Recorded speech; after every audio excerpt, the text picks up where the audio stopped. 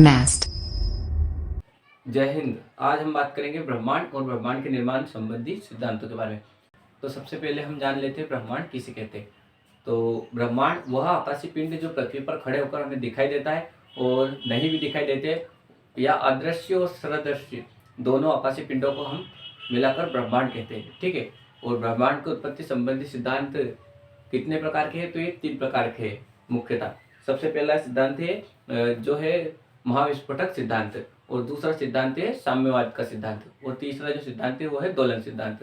तो सबसे पहला सिद्धांत किसने दिया? तो जो सबसे पहला सिद्धांत है ये बेल्जियम के पादरी थे और खगोल शास्त्री, उन्होंने दिया है, और ये 1927 ईस्वी में दिया। ठीक है, बिग बैंग सिद्धांत। और दूसरा जो सिद्धांत है वो किसने दिया? तो ये सिद्धांत दिया थॉमस गोल्ड और हरमन ने। ठीक है। और जो तीसरा सिद्धांत है ये किसने दिया? तो एलन सैंडविच नामक वैज्ञानिक ने ये सिद्धांत दिया। तो हम सबसे पहले किसका अध्ययन करेंगे? महाविस्फोटक सिद्धांत या बिग बैंग थ्योरी का सिद्धांत का अध्ययन करेंगे, जो किसने दिया है? जॉर्ज लेमेत्रे ने। जो जॉर्ज लेमेत्रे का बिग बैंग थ्योरी या महाविस्फोटक सिद्धांत है, इसके अनुसार उन्होंने बताया कि आज से लगभग 15 अरब वर्ष पूर्व 15 अरब वर्ष पूर्व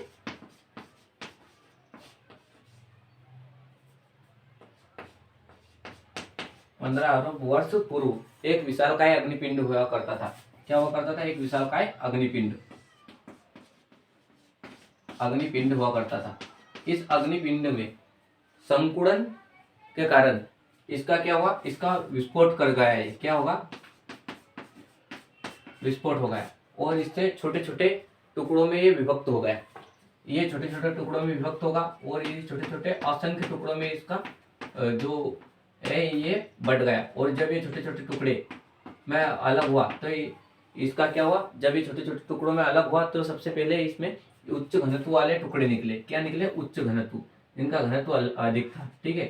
क्या था? घनत्व अधिक घनत्व वाले टुकड़ों का निर्माण हुआ, और इनका गुरुत्वाकर्षण भी अधिक था।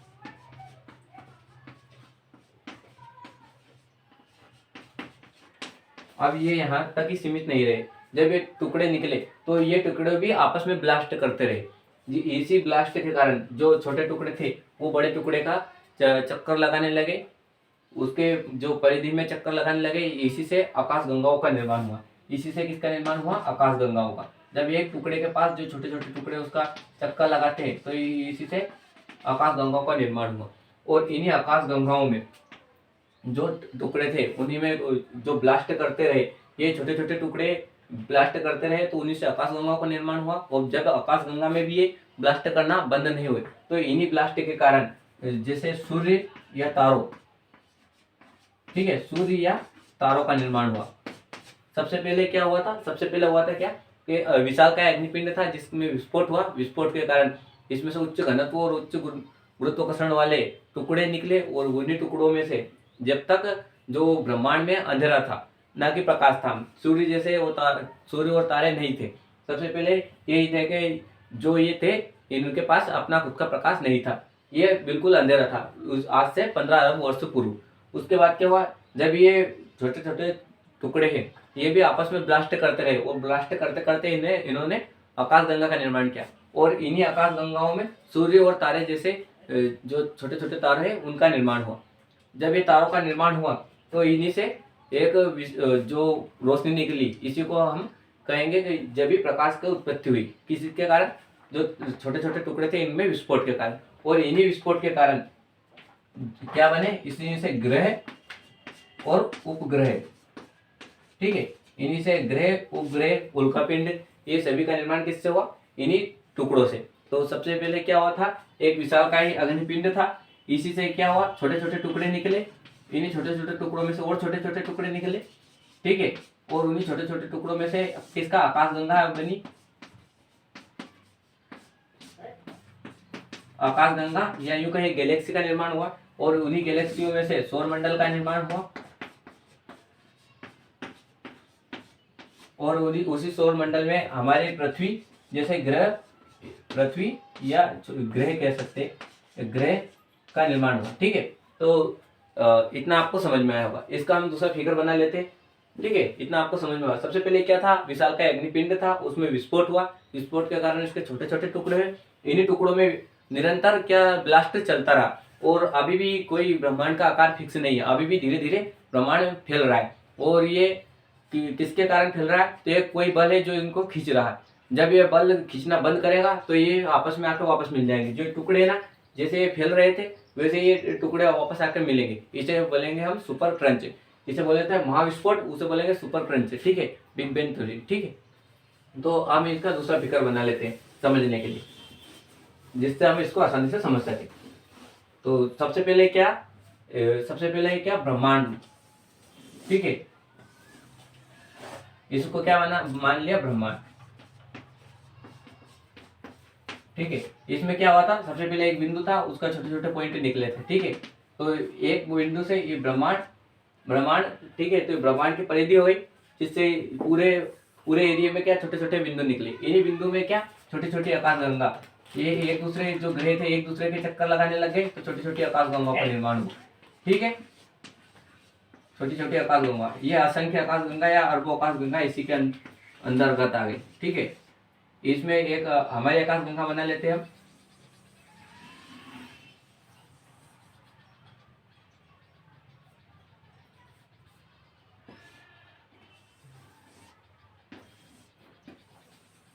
इसे गैलेक्सी या गैलेक्सी कहते हैं आकाशगंगा। हमारी गैलेक्सी कौन सी है, तो हमारी गैलेक्सी है मंदाकिनी। ठीक है, या इसे कहेंगे एंड्रोमेडा। ठीक है, और दूसरे हमारे जो पास की आकाशगंगा उसका नाम क्या है, तो उसका नाम है देवयानी। तो मंदाकिनी या मिल्की वे या इसको हम आकाशगंगा कह सकते हैं। हमारी आकाशगंगा कौन सी है, मंदाकिनी। तो सबसे पहले हम जान लेते हैं कि क्या ब्रह्मांड था। ब्रह्मांड में असंख्य आकाशगंगाओं का निर्माण हुआ, किसके कारण, ब्लास्टिक के कारण, और उसी ब्लास्ट के कारण हमारे आकाशगंगा का भी निर्माण हुआ। इन्हीं आकाशगंगाओं में, जो आकाशगंगा थी, इन्हीं आकाशगंगाओं में ब्लास्ट, निरंतर ब्लास्ट चलता रहा, जिससे क्या तारों का निर्माण हुआ। इनमें किसका निर्माण हुआ, तारों का निर्माण हुआ, और तारों से मिलकर क्या बनी, आकाशगंगा बनी। तारों से मिलकर क्या बनी, तो आकाशगंगा बनी।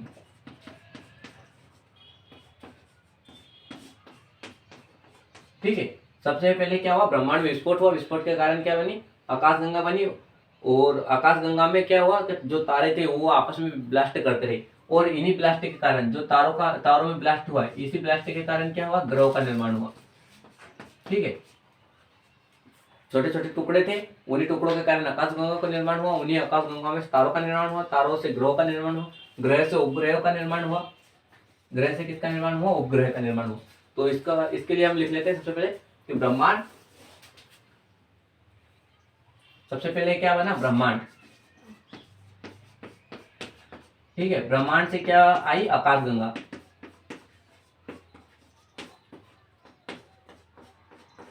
ठीक है, वो आकाशगंगा से क्या है, तारे, तारे। ठीक है, तारों से क्या है, ग्रह, और ग्रह से किसका निर्माण हुआ, तो उपग्रह का। और उपग्रह से भी जो छोटे छोटे टुकड़े थे उन्हें क्या नाम दिया गया, उल्का पिंड। ठीक है, उल्का, उल्का का निर्माण हुआ। तो ऐसे क्या, ब्रह्मांड का विस्तार अभी भी जारी है, लेकिन ब्रह्मांड का से आकाशगंगा का निर्माण हुआ, आकाशगंगा से तारों का निर्माण हुआ, और तारों से किसका, ग्रह का निर्माण हुआ, ग्रह से किसका निर्माण हुआ, उपग्रह, और उपग्रह से उल्का पिंड जैसे छोटे छोटे टुकड़े बने। अब ये आकाशगंगा है, जो कौन सी आकाशगंगा है, ये हमारी आकाशगंगा नाम लिखते हैं मंदाकिनी। ठीक है, और हमारी सबसे करीबी आकाशगंगा मान लेते हैं, तो ये कौन सी हो गई, हमारी करीबी आकाशगंगा थी, हो गई देवयानी। और हमारी तीसरी सबसे करीबी आकाशगंगा का नाम है NGC-M33। ठीक है, ये इसका नाम है, क्योंकि जो हमारा करीब होता है उसका हम कुछ अलग से नाम दे देते, जो हम होते हैं हमारा तो नाम है ही, उसके बाद हमारे करीबी का नाम भी हम रख देते, लेकिन कोई दूसरा है या दूर वाला व्यक्ति, तो उसके बारे में हम ज़्यादा नहीं सोचते, तो उसके लिए हमने क्या है, नंबर दे दिए NGC-M33। ठीक है, तो सबसे पहले क्या था, ब्रह्मांड का निर्माण हुआ, उसमें आकाशगंगाओं का निर्माण, और आकाशगंगाओं के अंदर देखते हैं तो ब्रह्मांड में कितनी आकाशगंगा है, तो लगभग 100 अरब आकाशगंगा है। ठीक है, 100 अरब, ठीक है, आकाशगंगा है। और आकाशगंगा में कितने तारे हैं, तो लगभग ये कितने, 100 अरब तारे। ठीक है, अब इन्हीं तारों के पास अपने अपने ग्रह भी है और अपने अपने उपग्रह भी है।